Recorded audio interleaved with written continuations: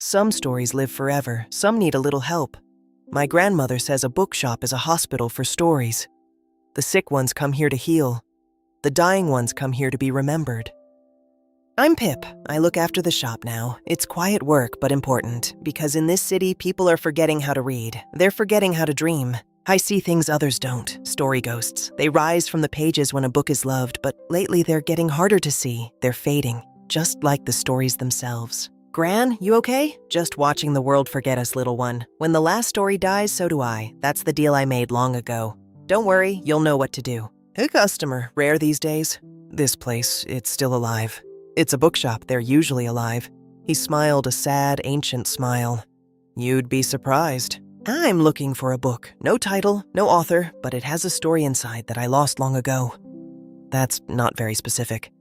You'll know. It's the only book in this shop that isn't dying. Maybe it never existed. It existed. I held it once. Then Whisp whispered in my ear. A book in the basement. Somewhere we never go. This way. Maybe. The sound of creaking wood and heavy breathing. This door. I remember this door. It felt older than the city. Older than anything. There it was, after all this time.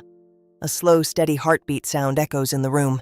It didn't look sick. It looked powerful. No. It was fading, right before our eyes. It's been alone too long. Stories need to be read. If no one reads them, they... A sound of glass shattering softly. It was gone.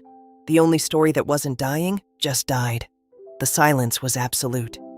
You found it. Good. I've been looking for that story for centuries. You took it from me. I preserve stories. I keep them safe, sharing them. That's how they die. Everyone stop. Right now. This is my bookshop, and you will not take another thing from it. Pip's heartbeat thumps loudly as the screen fades to black. To be continued.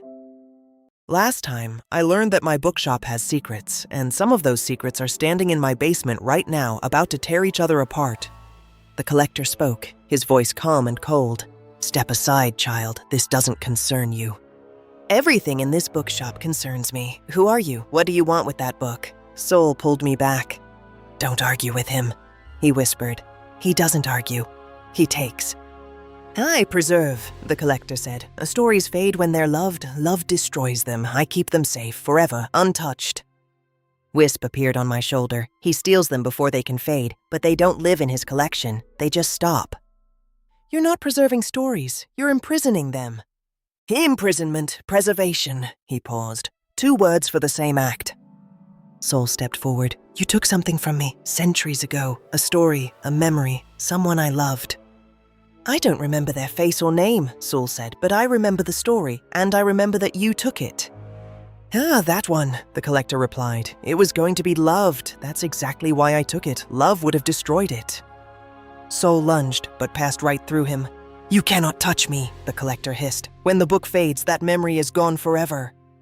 Wait, you say you preserve stories so they don't fade, but that book is fading. Right now, why? For the first time, he hesitated. It's fading because it wants to be read, I said. It's fighting you.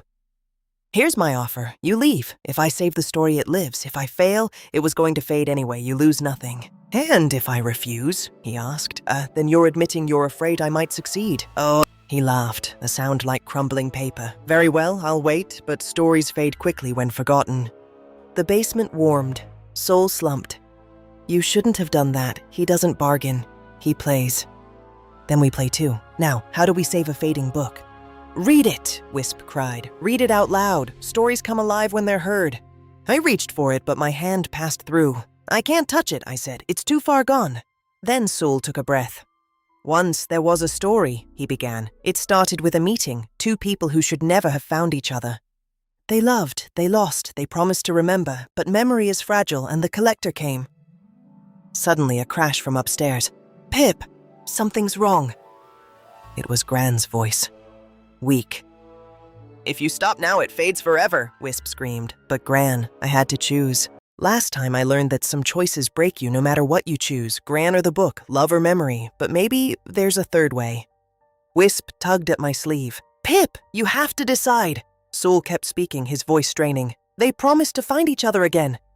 I took a breath. What are you doing? Soul cried. I didn't stop. The book needs you, but so does Gran. We're taking the story to her. Whisp realized it then. Of course, stories need listeners, and Elara is the best listener in the world.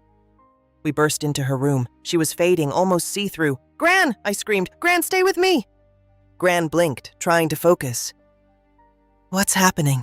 She whispered. I held her hand. There's a story, Gran. It's dying. It needs to be heard. She smiled, weak but real. Then read to me, little one. I looked at Sol. Sol, keep telling it, please.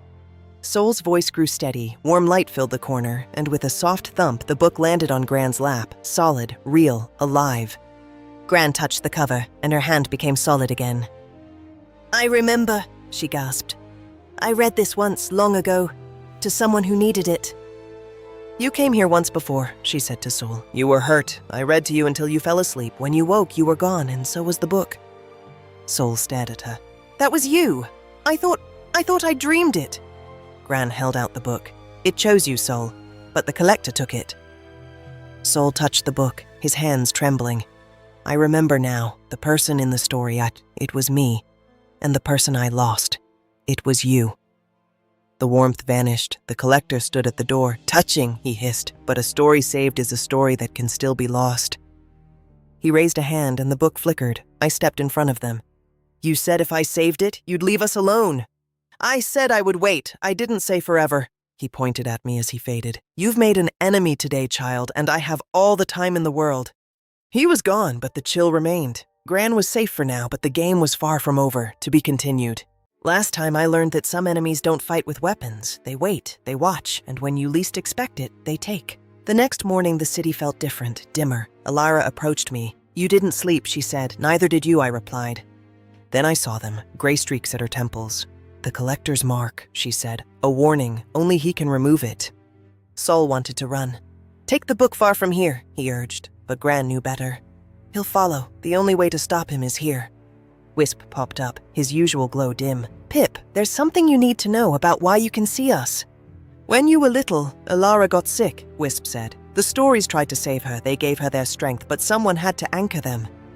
I anchored them. I became part of the story. That's why I can see them. That's why the bookshop feels like home. I've been part of the stories my whole life, and I never knew. Elara confessed she was just trying to protect me. Protect me from what? I asked. From him, Whisp replied. The collector doesn't just take stories, he takes storytellers.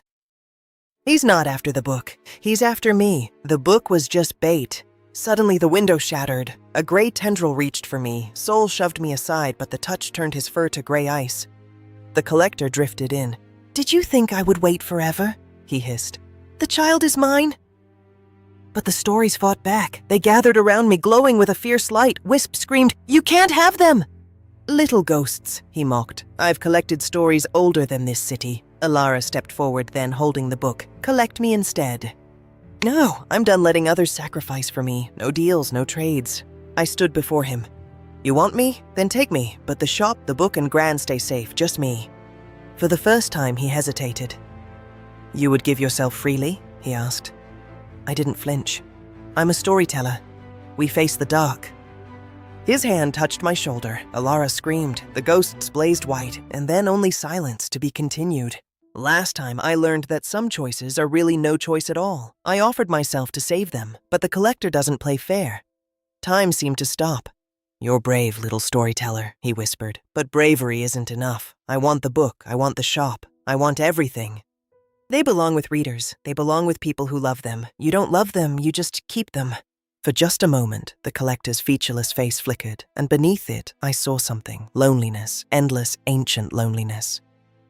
Love destroys, he said. I was loved once, and when that story ended, I couldn't bear another. I saw his memory, laughter, warmth, a voice reading, then nothing but silence. He wasn't just a villain, he was a survivor who had chosen the wrong path. Then the world snapped back to life. Chaos erupted as the ghosts surged forward. Whisp stood on my shoulder, facing the dark. You don't get to take anyone else. A mouse, the collector mocked. What can you do? Whisp didn't flinch. I can remind you what love feels like, he answered. Whisp touched him, and the bookshop vanished. We were in his heart now. You weren't always like this, Whisp whispered. Losing doesn't mean you stop loving. The collector wept. Actual tears on a face that shouldn't have them. Whisp had given him back the one thing he'd tried so hard to forget.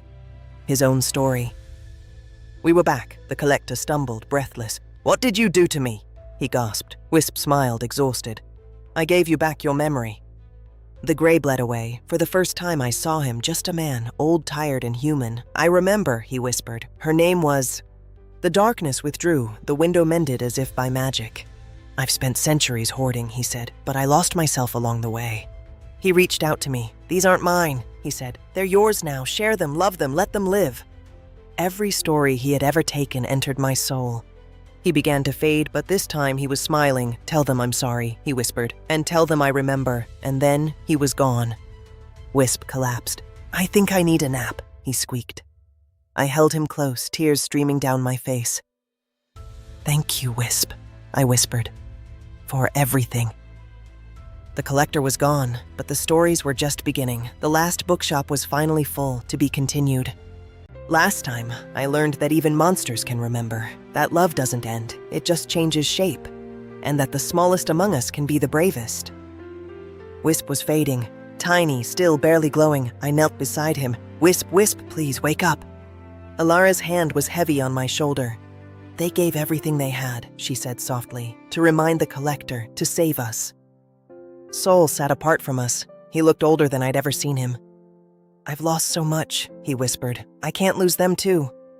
Then the room began to hum. The ghosts were murmuring something ancient. They were offering their own light to Whisp. They were trying to give back. "If they give too much, they'll fade too," Gran warned. "We could lose all of them." My heart hammered in my chest. I couldn't let that happen. "Then we don't take. We give something else, something stronger." I turned to Sol. "The book, your story," I said. "Read it, out loud, to Whisp." Sol looked confused. "My story? But it's private." "Stories want to be shared, Sol. That's what makes them strong. Whisp needs strength. Your story has it. I promise it won't hurt them." Sol looked at Whisp, then at me. He took a breath and began to read. "Once there was a cat who believed they were alone in the world." His voice was rough at first, then it grew steady. He told of loss, of loneliness, and then a meeting, a deer in a bookshop, a friendship that became something more. As Sol read, something happened. The light in Whisp flickered, then brightened, just a little. The stories were working. The ghosts were leaning in, their own light turning warm. Then Gran sat beside him. She added her voice to his. "And the cat realized they weren't alone," she read.